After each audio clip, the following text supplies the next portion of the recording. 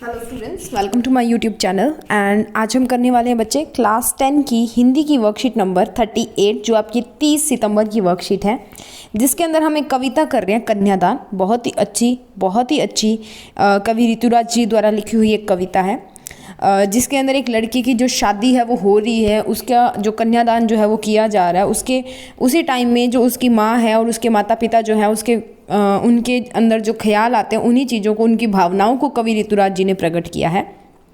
कितना प्रामाणिक था। प्रामाणिक मतलब परमाणु से जो सिद्ध होता है, यानी कि जो सबूतों के आधार पे पता लग जाता है, ठीक है। था उसका दुख लड़की को दान देते वक्त, यानी कि वो बहुत दुखी थी अपनी लड़की को दान देते वक्त, क्योंकि इतने साल उसने उसको पाल पोस के बड़ा किया है और उसके बाद में उसको किसी को दूसरे को दे देना, ठीक है। लड़की का दान देते वक्त जैसे वह उसकी अंतिम पूंजी, ऐसा लग रहा था कि वो उसकी अंतिम पूंजी हो, कि उसके बाद में उस लड़की को देने के बाद में उनके पास कुछ नहीं बचेगा, इतनी वो दुखी थी। लड़की अभी सियानी नहीं थी, अभी इतनी भोली सरल थी कि उसे दुख का आभास तो होता था, लेकिन उसे दुख बांचना नहीं आता था। लड़की मतलब इतनी सियानी, यानी कि समझदार और बड़ी नहीं थी, वो भोली सी थी, जिसे ऐसा दुख लगता तो था कि हाँ मुझे दुख हुआ है, पर उसे बताना नहीं आता था कि उसको क्या लग रहा है। वो अपनी फीलिंग्स को एक्सप्रेस नहीं कर सकती थी। पाठिका थी वह धुंधले प्रकाश की, कुछ तुकों और कुछ लयबंद पंक्तियों की। पाठिका मतलब बांचने का मतलब होता है पढ़ना, ठीक है। लयबंद का मतलब होता है सुरताल, यानी कि वह धुंधले से प्रकाश की एक पाठिका थी, यानी कि उसने कभी अपने घर से बाहर पैर नहीं रखा था, कोई जिम्मेवारियां नहीं उठाई थी, तो बाहर की दुनिया जो थी उसके लिए एक वो धुंधली तस्वीर थी उसके सामने। उसको लगता था कि जैसा उसका घर है वैसे ही बाहर की दुनिया है, वैसे ही सारे लोग हैं जैसे उसके माता पिता हैं, ठीक है। तो कुछ तुकों और कुछ लयबंद पंक्तियों की, कुछ तुके और कुछ सुर और ताल के अनुसार ही वो उसे बताती थी। तो देख लीजिए भावार्थ। प्रस्तुत पंक्तियों में कवि ऋतुराज कहते हैं कि अपनी लड़की का कन्यादान अर्थात शादी के बाद विदा करते वक्त किसी माता पिता का दुख बड़ा ही स्वाभाविक होता है। माता पिता को यह लगता है कि उसके जीवन की आखिरी जमा पूंजी जो है वो उससे दूर चली जाती है। बड़े ही लाड प्यार और दुलार से वह अपनी बेटी को पाल पोस कर बड़ा किया था, लेकिन अपनी बेटी के साथ ही तो वे अपने जीवन का जो दुख सुख थी वो बांटती थी, ठीक है। अब वही तो उनके जीवन की साथी थी, पर अब यह साथी उनसे दूर चला जाएगा। आगे कवि कहते हैं कि लड़की बड़ी तो हो गई है, लेकिन वह पूरी तरह सयानी नहीं हुई है, अर्थात दुनिया की समझ उसमें अभी तक नहीं आई है। उसने अभी तक अपने घर के बाहर की दुनिया नहीं देखी है, क्योंकि वो अभी तक घर पे रही है, उसको सारी चीज़ें वहाँ पे मिलती रही हैं। उसने जीवन की जटिलता का सामना नहीं किया। उसको ये नहीं पता कि जीवन जीने के बाद में जब आपके कंधों के ऊपर जिम्मेवारियाँ आ जाती हैं तो क्या क्या परेशानियों का सामना जो है करना पड़ता है। अपने घर के बाहर की दुनिया उसके लिए एक धुंधली तस्वीर की तरह थी, जिसे वह अभी तक देख नहीं पाई थी। जब तक कोई व्यक्ति घर से बाहर कदम न रखे, बाहर की दुनिया में वक्त न गुजारे, तब तक उसका संपूर्ण विकास नहीं हो सकता। इसीलिए वह लड़की भोली लड़की सुख की कल्पना में ही जी रही थी। उसको लगता था कि जैसे उसके माता पिता हैं वैसा ही सारा कुछ है, जैसे उसका घर का माहौल है वैसा ही जो पूरा संसार है वो है, पर ऐसा नहीं होता है।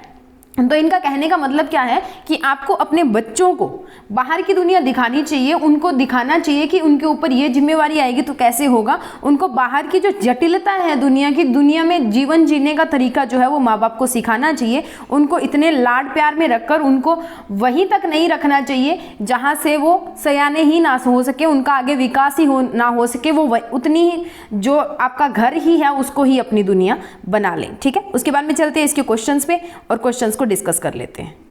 क्वेश्चन नंबर 1 देखिए, माँ को अपनी बेटी अंतिम पूंजी क्यों लग रही थी, सोचकर बताइए।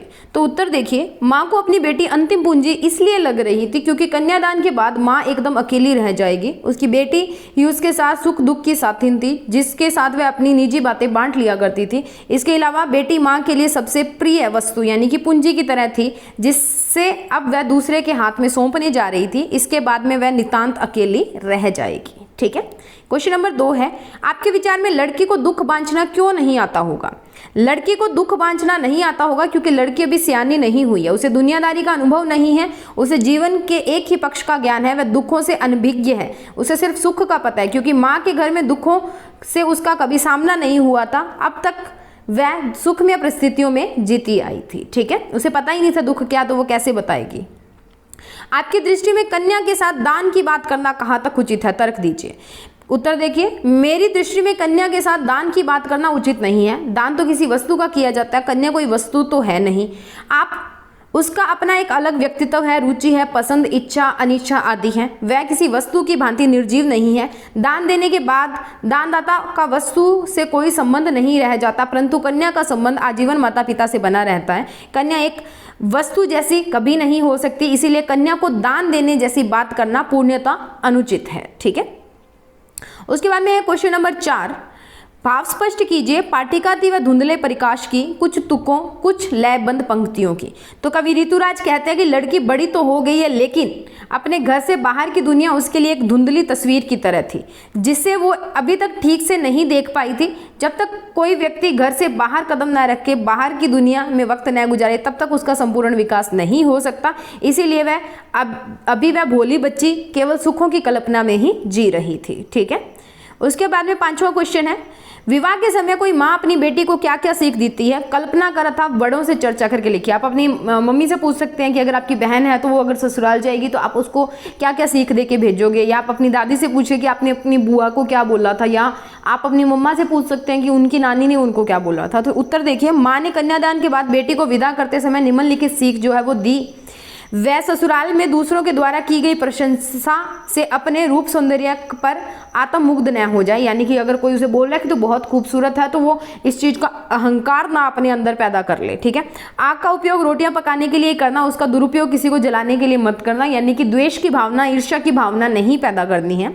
वस्त्र आभूषणों के मोह में फंसकर इनके बंधन में बंध न जाना, मतलब वस्त्रों और आभूषणों के बंधन में मत बंधना, जैसा पहनने को मिलता है, जो मिलता है उसमें खुश रहना। नारी सुलभ गुण बनाए रखना पर कमजोर मत पड़ना। नारी जो है एक सुलभ होती है, मतलब एक सॉफ्ट कैरेक्टर होता है, वो बनाए रखना, पर कभी कमजोर नहीं पड़ना कि तुम अत्याचारों को सहन मत करना। ठीक है, तो क्वेश्चन नंबर 5 आपको दिख रहा है बच्चे।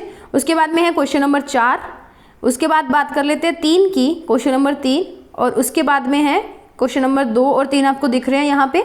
उसके बाद है हमारे पास क्वेश्चन नंबर 1 और 2। इसी के साथ हमारी वर्कशीट यहाँ पे खत्म होती है।